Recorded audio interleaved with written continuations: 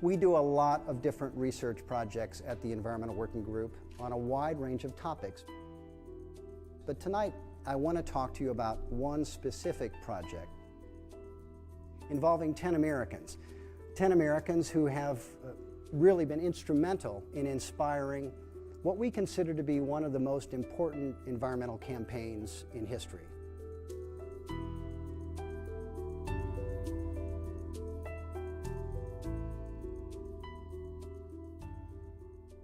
One day, we collected a sample of blood from each of these 10 Americans, and we sent it to a laboratory to analyze it for 413 different toxic chemical pollutants, pesticides and industrial chemicals alike. Of course, scientists have been studying pollution in air, and water, and land for decades. But it's only recently that they turned to the study of pollution in people, and that's what this project was designed also to do. There are hundreds and hundreds of toxic chemicals in the air in the United States, hundreds of millions of pounds emitted each year.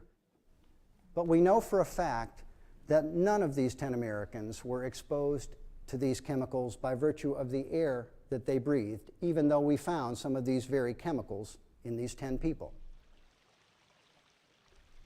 Could also have been the water that they drank, and believe it or not, some drinking water does start off looking like this before it's treated. But we know for a fact it wasn't the tap water. Of course, it could have been food that was the route of exposure, but we know for a fact that none of these 10 Americans were exposed to the chemicals we found in them as a result of food that they bought at the grocery store, bought at a restaurant, and consumed. That was not the source. What about personal care products? Our online survey has shown that women use an average of about 12 personal care products a day, and that exposes them to more than 160 chemical ingredients, some of them rather toxic, day after day after day. Men, the exposure is about half that because they only use about half of the personal care products that women use. But some good news, this is not a gloom and doom presentation altogether. Almost all of the men were found to use both deodorant and toothpaste. So there's kind of a silver lining there. These 10 Americans weren't farm workers, they weren't factory workers. And when the results came back from the laboratory, we had found 287 chemicals in just those 10 people, an average of 200 chemicals in each one. When you look at the chemicals by category, it's kind of astonishing. 28 different waste byproducts, dioxins, furans, things that come out of incinerators, smokestacks. 47 different consumer product ingredients, the flame retardants in these lights and this projector, Teflon chemicals, Scotchgard chemicals, pesticides. But for my money, most disturbing of all, we found 212 industrial chemicals and pesticide breakdown products that had been banned 30 years before we took those blood samples and sent them to the lab in 2004. Who were these 10 Americans? How were they exposed? Well, the truth of the matter is we don't really know very much about these 10 people. About the only thing we know is that as the exposures took place, all of them looked something like this.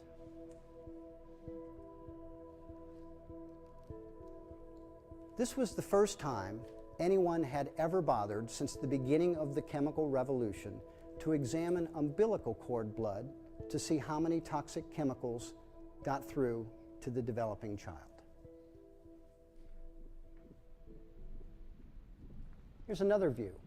This baby is receiving about 300 quarts of blood circulating to him from the mother every day.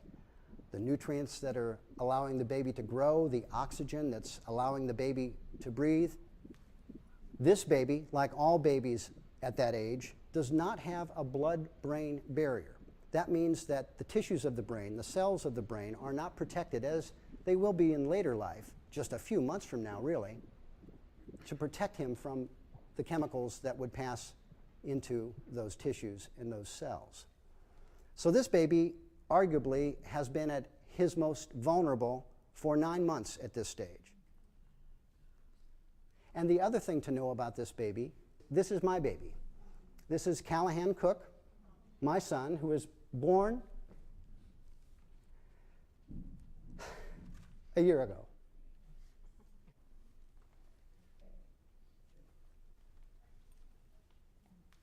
Pediatricians and scientists hoped that babies were protected from toxic chemicals because the chemicals were filtered out by the placenta.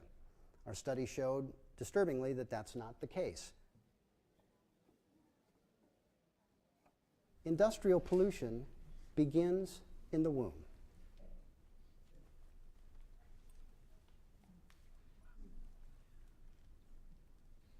Obviously, this is a heavy message.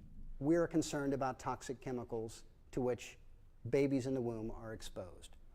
But let me also tell you, just because a chemical is found in someone does not mean that there's going to be environmental damage, biological damage. It doesn't mean that at all. But what it does mean is that there is reason to be concerned. What it does mean is that we ought to do all we can to minimize those exposures. It stands to reason. And the reason we want to avoid them is the nature of the chemicals themselves. 134 of these chemicals had been shown to cause cancer in laboratory studies or in people. 151 associated with causing birth defects. 154 caused hormone disruption. Infertility, 186 different chemicals. Immune system toxicants, 130. Neurotoxins like lead, PCBs, mercury, that we know can have profound effects on the developing child, profound effects on their intelligence, profound effects on their motor coordination. If you're doing a little math here, you're already seeing that we have more health effects than we have chemicals. Why is that? The answer is simple. Many of these chemicals have multiple toxic effects. A recent review concluded that when you look at all of these chemicals in combination, which we never do when we review their toxicity, we look at them one at a time, you have to come to a disturbing conclusion. The combined evidence suggests that neurodevelopmental disorders caused by industrial chemicals has created a silent pandemic in modern society.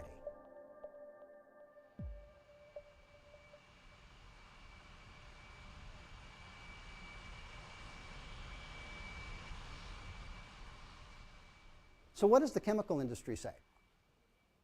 That there's no reason to worry. Why? Because the chemicals are safe. Because the doses are so low. Parts per billion. So the question becomes, can a part per billion really cause harm? After all, a part per billion, as the industry likes to say, is equal to one pancake in a stack of pancakes 4,000 miles high. This is an actual picture that the industry took of that stack of pancakes after they stacked them 4,000 miles. They have more money than we do, but we have this cool slideshow. One pancake in a stack 4,000 miles high. What could possibly have any impact at such a low concentration? Let's look at some chemicals that we know more about because we're exposed to them every day in advertising, and we, in many cases, use them. Albuterol, this is a chemical that's in the desk of every school nurse because one dose of it at 2.1 parts per billion will stop an asthma attack. Paxil, a common antidepressant, one dose in the blood active at 30 parts per billion. Cialis. One dose, which can have profound therapeutic effects.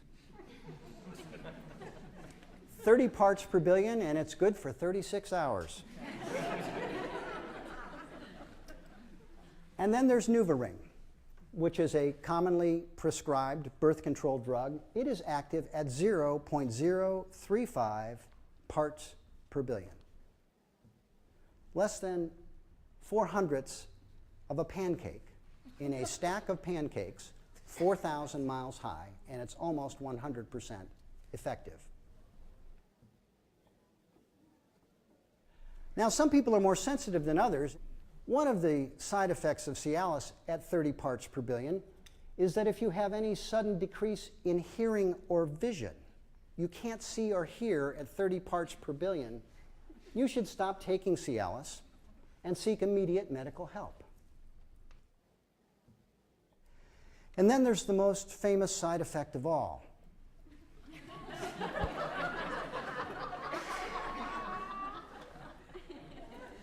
And my question about this side effect is really very simple. If you've experienced the preceding one as well, and you can't see or hear, how do you call the doctor? Low doses matter. For 30 parts per billion, we can inspire human reproduction. For 0.035 parts per billion, we can prevent it. And for another 30 parts per billion, we can chill out about it either way.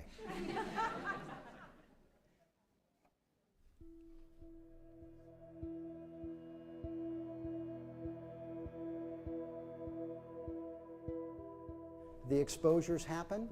Industry is allowed to sell these chemicals, use them in the marketplace, and we have to wonder, after decades of these exposures, what the problems that they're causing might just be.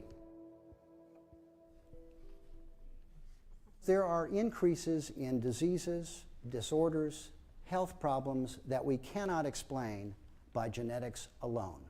We're not evolving so quickly that these problems can be explained. An 84% increase in acute lymphocytic leukemia in children between 1975 and 2002. Hypospadias has doubled over roughly that same period. This is a birth defect, a deformation of the penis, where the urethra doesn't come out at the end, but somewhere else along the shaft, and it requires surgery often within days or months of birth. That now affects 1 out of 125 baby boys in the United States. Chemicals are implicated. A 57% increase in childhood brain cancer. Autism, the great mystery, the great tragedy. 1 in 150 children on the autism spectrum disorder, 1 in 150 children. In some states where we have more robust data, it's approaching 1%. It's not just the kids, it's adults too. Millions of couples struggle with getting pregnant or carrying a pregnancy to full term. A dramatic increase of 20% in those problems in the past decade. The biggest increase has been with women of childbearing age under 25 years old. Decreased sperm count in men, about 1% per year in the United States and Northern Europe. Breast cancer. Does anyone here not know a person, a family that has been touched by this disease now? 1 in 8 women. And for all cancers, 1 in 3 women will develop them during their lifetime, and half of all men. So what can you do? All these chemicals, all these exposures. Well, one thing we know for certain, you can't live under a rock. You can't avoid modern life. You can't escape. You can't escape all of these exposures. Would you like to see that again? We can't avoid these exposures. We live in the real world. And we're not proposing for 1 minute that we try and live anywhere else, but we need to fix that real world, and we can do it. Chemicals are showing up on the front page of newspapers for the same reason that they're showing up in babies. A very weak law that was passed a long time ago and has never since been modernized. It's the Toxic Substances Control Act. And my message to you tonight is, we need to fix this thing. The Toxic Substances Control Act grandfathered in 62,000 industrial chemicals in 1976 and presumed that they were safe. The law does not require any health or safety studies before a new chemical is allowed onto the market. None. Of the chemicals that come to EPA for approval, 80% are approved within just 3 weeks. And in the history of TSCA, as it's called, only 5 chemicals, only 5, have been banned or restricted. This law is so weak that when the first Bush administration tried to ban asbestos, it was challenged in court and lost. This is a law that protects polluters. It protects companies. It protects profits. And what we need is a law that protects people and public health.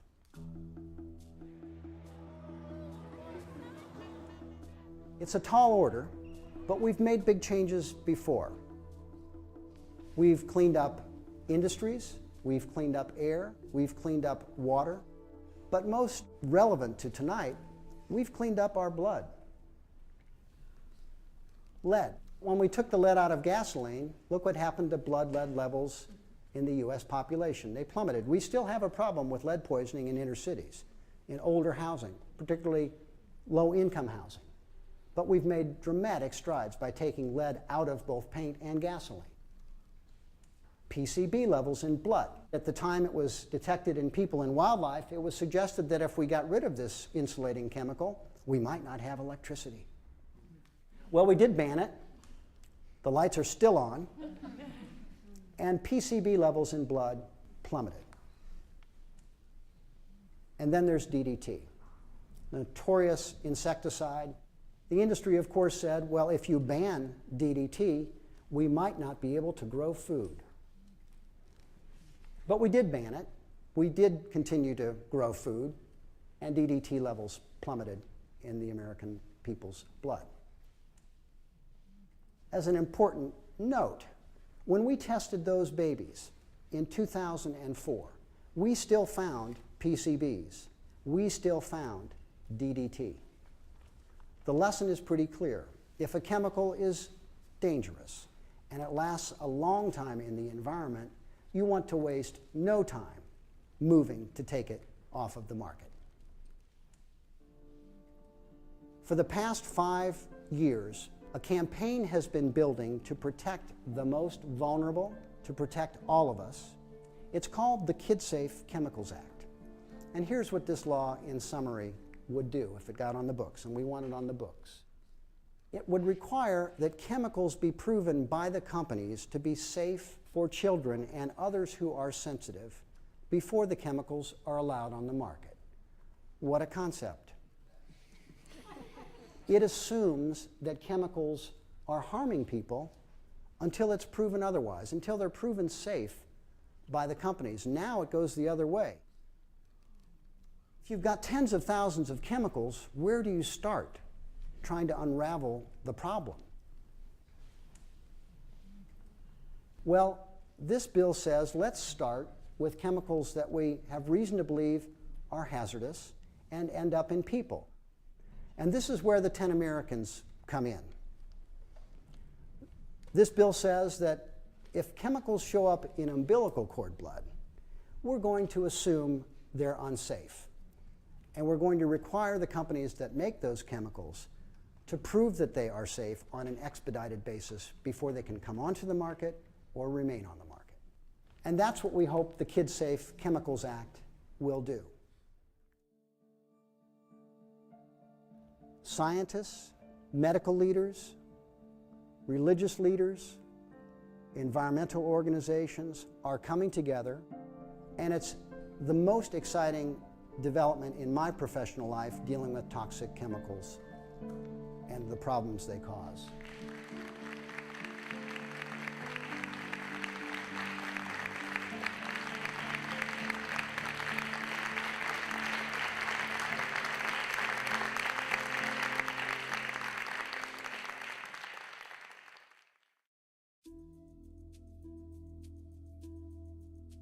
This is another image of my baby, Callahan Cook.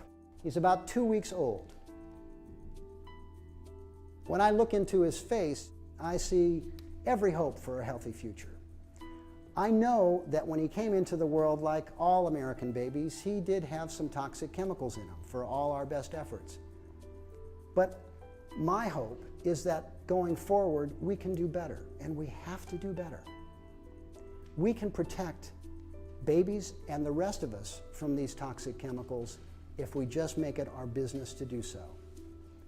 Yes, be smarter when you shop. But even more importantly tonight, get involved to help us pass the KidSafe Chemicals Act. We owe it to our kids, we owe it to ourselves to protect them so that no baby is born into this world pre-polluted in the future.